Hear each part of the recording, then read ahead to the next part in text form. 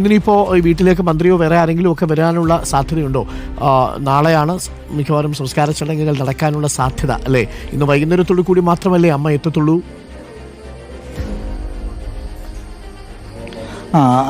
ആരോട് അങ്ങനെയാണ് മനസ്സിലാക്കുന്നത്. ഇന്ന് വൈകുന്നേരം അർദ്ധരാത്രിയാകും അല്ലെങ്കിൽ പുലർച്ചെയാകും എന്നാണ് നമ്മൾ മനസ്സിലാക്കുന്നത്. ഇന്ന് ജനപ്രതിനിധികളടക്കമുള്ള വീട്ടിലേക്ക് വരാനുള്ള സാധ്യതയുണ്ട്. നമ്മളിപ്പോൾ കണ്ടോ മനു കഴിഞ്ഞൊരു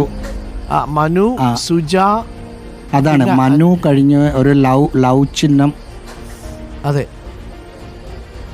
അതാണ് മനു, പിന്നെ ഒരു ലവ് ചിഹ്നം, പിന്നെ സുജ. മനു അച്ഛനാണ്, സുജ അമ്മയാണ്, സുജിൻ നമ്മളിപ്പോൾ കണ്ട കുഞ്ഞുമോനാണ്. വീണ്ടും ഒരു ലവ് ചിഹ്നം, അതിൻ്റെ അടിയിൽ മിഥുൻ, പിന്നെ ഒരു മിഥുൻ, പിന്നെ ഒരു മിഥുൻ എന്ന് എഴുതിയിരിക്കുന്നു. ആ ചുവരിലുള്ള ഒരു ഹാപ്പി ബർത്ത്ഡേ ഇവിടെ ആരുടെയോ ബർത്ത്ഡേ സമയത്ത് ഇവിടെ അലങ്കരിച്ച് കേക്കൊക്കെ മുറിച്ചിട്ടുണ്ട്. അത് അവിടെ എഴുതി വെച്ചിട്ടുണ്ട്. തൊട്ട് താഴെ നേരത്തെ അരുൺ പറഞ്ഞതുപോലെ ഒരു കുഞ്ഞു വീടിൻ്റെ കൊച്ചു വീടിൻ്റെ ഒരു ചിത്രം.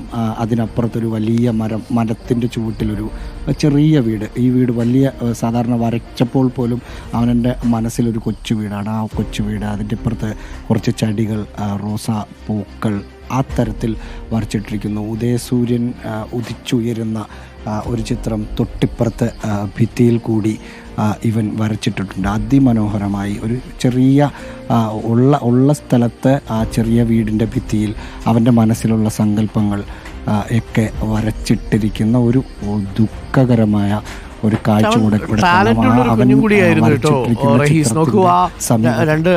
നമ്മൾ സാധാരണ ഈ സ്കൂളിലൊക്കെ, സർക്കാർ സ്കൂളിലൊക്കെ പഠിക്കുമ്പോൾ ഡ്രോയിങ് മോഷൊക്കെ വന്ന് പഠിപ്പിക്കുന്നതാണ്. ഇതേപോലെ മലനിരകൾക്കിടയിൽ ഉദിച്ചു വരുന്ന സൂര്യൻ എന്നൊക്കെ ഉള്ളത്, അതൊക്കെ വരച്ചിട്ട് അത് മനോഹരമായിട്ട് വരയ്ക്കുകയും ചെയ്തിട്ടുണ്ട്. അവൻ്റെ സ്വപ്നങ്ങളിൽ പോലും അവൻ്റെ വീടിൻ്റെ വലിപ്പം പ്രേക്ഷകർ ശ്രദ്ധിച്ചിട്ടുണ്ടാവും. അത്രയൊക്കെ സങ്കല്പങ്ങളും സ്വപ്നങ്ങളും മാത്രം നെയ്യാൻ കഴിയുന്ന കുട്ടികളാണ് ആ കുഞ്ഞുങ്ങളാണ് ഇതേപോലെയുള്ള സ്കൂളിൽ പഠിക്കുന്നത്. അവർക്ക് വേണ്ടത്ര സുരക്ഷ ഒരുക്കാൻ കഴിയുന്നില്ല എന്നതാണ് ഏറെ സങ്കടം. ഞാൻ തിരിച്ചു വരാം റഹീസ. എനിക്കൊന്ന് ദിലീപിലേക്ക് കൂടി പോകണം. ദിലീപ് ഇപ്പോൾ സ്കൂളിലുണ്ട്. ദിലീപ്, മോർണിംഗ് ദിലീപ്. ഇന്നലെ ഈ സമയത്തൊക്കെ നമ്മുടെ പ്രിയപ്പെട്ട മിഥുൻ ജീവനോടെയുണ്ട്. ഏകദേശം 8 മണി 8:30 കൂടിയാണ് അവൻ സ്കൂളിലേക്ക് പോകുന്നത്. അവിടെ ഇപ്പോൾ ഇന്നലെ രാത്രിയിൽ തന്നെ കേബിളൊക്കെ മാറ്റുമെന്നാണ് പറഞ്ഞിരുന്നത്. എന്താണ് അവിടുത്തെ അവസ്ഥ Dileep? Arunkumar, very good morning. ഞാനിപ്പോൾ നിൽക്കുന്ന തേവലക്കര ബോയ്സ് സ്കൂളിൻ്റെ തൊട്ട് മുൻപിൽ തന്നെയാണ്. ഇതിൻ്റെ തൊട്ട് വശത്ത് തന്നെ ആ അപകടം പറ്റിയ സ്ഥലവും കൂടെ ഞങ്ങൾക്കൊന്ന് കാണിക്കാവുന്നതാണ്. നോക്കൂ, അവിടെ ഇന്നലെ ഒരു ബെഞ്ചും പലകയുടെ കഷ്ണങ്ങളൊക്കെ ഉണ്ടായിരുന്നു. അതെല്ലാം തന്നെ ഇപ്പോൾ നീക്കം ചെയ്തിട്ടുണ്ട്. ഇപ്പോൾ നമുക്ക് ദൃശ്യങ്ങളിൽ കാണാം ഒരു അണ്ണാൻ അതുവഴി ഓടുന്നതടക്കം കാണാം. അവിടെ ഒരു ചെരുപ്പ് ഇന്നലെ ഉണ്ടായിരുന്നു. ആ അണ്ണാൻ നിൽക്കുന്ന ഭാഗത്തൊരു ചെരുപ്പുണ്ടായിരുന്നു. ആ ചെരുപ്പ് എടുക്കുന്നതിന് വേണ്ടിയിട്ടായിരുന്നു മിഥുൻ അങ്ങോട്ട് എത്തുകയും ഇവിടെ നിന്ന് ഈ ഷീറ്റിൽ നിന്ന് കാലൊന്ന് വഴുതുന്നു.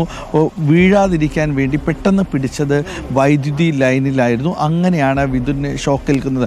ഇനി ഞാൻ പറയുന്നത്, തൊട്ടടുത്ത് തന്നെ ഡോക്ടർ അരുൺകുമാർ കാണുന്നത് കണ്ടല്ലോ, ഒരു പലകയടിച്ച ഒരു തടസ്സം വെച്ചിരിക്കുന്നത്. അതായത് കുട്ടികൾ, ഇത് ഒരു സ്റ്റേജാണ്. ഈ ആദ്യം കാണുന്നത് 9A സ്റ്റേജാണ്. ഈ സ്റ്റേജിൻ്റെ ഉള്ളിലൂടെ, അതായത് ആ പലക ഇല്ലാത്ത ഭാഗത്തു കൂടെ വിദ്യാർത്ഥികൾക്ക് ആർക്ക് വേണമെങ്കിലും കയറാവുന്ന ഒരിടമാണ്. അങ്ങനെ കയറി ആണ് മിഥുൻ ഇങ്ങോട്ട് എത്തിയത്. ഇങ്ങനെ എത്തിയപ്പോഴാണ് ഈ അപകടത്തിനുണ്ട്. മറ്റൊന്ന് ഇപ്പോഴും വിവാദമായിരിക്കുന്നത്, എല്ലാവർക്കും ചോദ്യമായിരിക്കുന്നത്, ഈ സൈക്കിൾ ഷെഡ് പണിതത് എങ്ങനെയാണെന്നാണ്. മൈനാഗപ്പള്ളി പഞ്ചായത്ത് പറയുന്നു ഈ ഷെഡ് പണിയുമ്പോൾ അനുമതി നൽകിയിട്ടില്ല എന്ന്. KSEBയുടെ ഭാഗത്തു നിന്നും അനുമതി വാങ്ങിയിട്ടില്ല. ഞാൻ നേരത്തെ ഇന്നലെ മുതൽ പറയുന്നത് ഡോക്ടർ ആ ലൈൻ താഴ്ന്നു നിൽക്കുന്നത് നോക്കുക, എത്രത്തോളം ഹൈറ്റിലാണ് ഉണ്ടാകുക.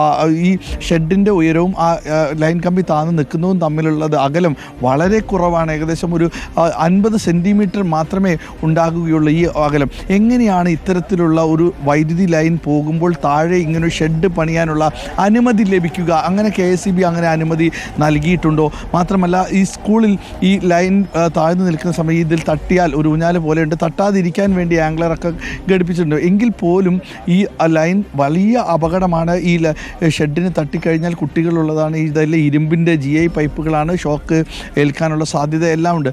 പിന്നെ എങ്ങനെയാണ് ഈ കെട്ടിടത്തിന് ഈ ഭാഗങ്ങൾക്ക് പോലും ഫിറ്റ്നസ് നൽകിയെന്നുള്ള ചോദ്യമാണ് ഇന്നലെ മുതൽ തന്നെ ഉയരുന്നത്. എന്തായാലും ഇന്ന് ഇവിടെ വിവിധ വകുപ്പുകളുടെ ഉദ്യോഗസ്ഥരെത്തി ഇവിടെ സന്ദർശിക്കുന്നുണ്ട്, അങ്ങ് എത്തി പരിശോധന നടത്തുന്നുണ്ട്. കുട്ടിയുടെ മരണം എങ്ങനെയായിരുന്നു, അപകടത്തിലേക്ക് നയിച്ചതെന്നുള്ള കാര്യങ്ങളാണ് ഇവർ ഈ പരിശോധനയിലൂടെ കണ്ടെത്തുന്നത്. മരണത്തിനിടയാക്കിയ സാഹചര്യം അന്വേഷിക്കുന്നതിന് വേണ്ടിയിട്ടാണ് വിവിധ വകുപ്പുകൾ ഇന്ന് ഇവിടെ ഈ സ്കൂള് സന്ദർശിക്കുക. ഇതിനിടയിൽ മറ്റൊരു കാര്യം കൂടെ, സംസ്ഥാന ബാലാവകാശ കമ്മീഷൻ ഇന്ന് ഈ സ്കൂൾ സന്ദർശിക്കുകയും കൂടാതെ ഇന്ന് വിവിധ പ്രതിപക്ഷ സംഘടനകളുടെയുള്ള ഒരു മാർച്ച്, വിവിധ മാർച്ചുകളുണ്ട്. അതിൻ്റെ ഭാഗമായിട്ട് പോലീസ് എല്ലാം തന്നെ വലിയ സന്നാഹമായിട്ട് നിൽക്കുന്നുണ്ട്. പോലീസും ഇവിടെ തന്നെ തയ്യാറായി കഴിഞ്ഞു. ഇന്ന് KSUയുടെയും BJPയുടെയും യുവമോർച്ചയുടെയും എല്ലാം തന്നെ വലിയ മാർച്ച് കണക്കിലെടുത്തുകൊണ്ട് പോലീസ് എല്ലാം തന്നെ ഈ ഭാഗത്ത് സജ്ജീകരിച്ചിട്ടുണ്ട് എന്നുള്ളതാണ് മറ്റൊരു കാര്യം കൂടെ.